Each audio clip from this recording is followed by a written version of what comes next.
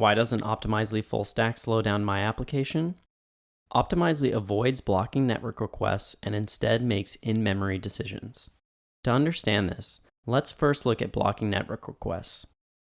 In a simple feature flagging service, you have a UI to create and edit feature flags whose state is stored in a remote database. When your application runs and you get to the point where you need to evaluate whether a feature flag is on or off, you'll have to make a blocking network request to that remote database to get to the state of the feature flag. Unfortunately, this means your code has to operate asynchronously, and subsequent code has to wait for that blocking network request to come back before executing. These blocking network requests will greatly slow down your application, especially if each feature flag evaluation requires a network request. So how does Optimizely avoid blocking network requests and instead make in-memory decisions?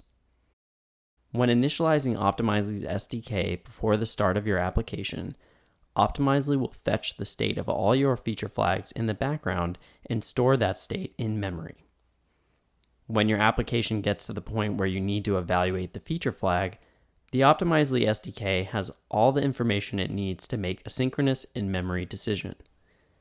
That way, your application can execute synchronously, and there's no need for any blocking network request to evaluate each feature flag.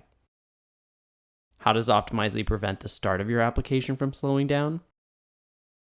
Optimizely distributes your feature flag data in a CDN, making your data geographically close to wherever your application runs. This makes download times very fast. Optimizely also distributes only the necessary data to evaluate feature flags in a condensed JSON format, which is platform agnostic and natively supported in many languages.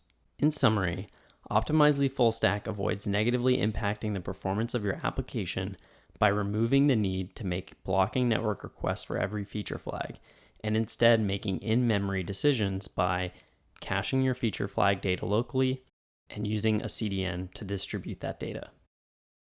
Thanks for watching.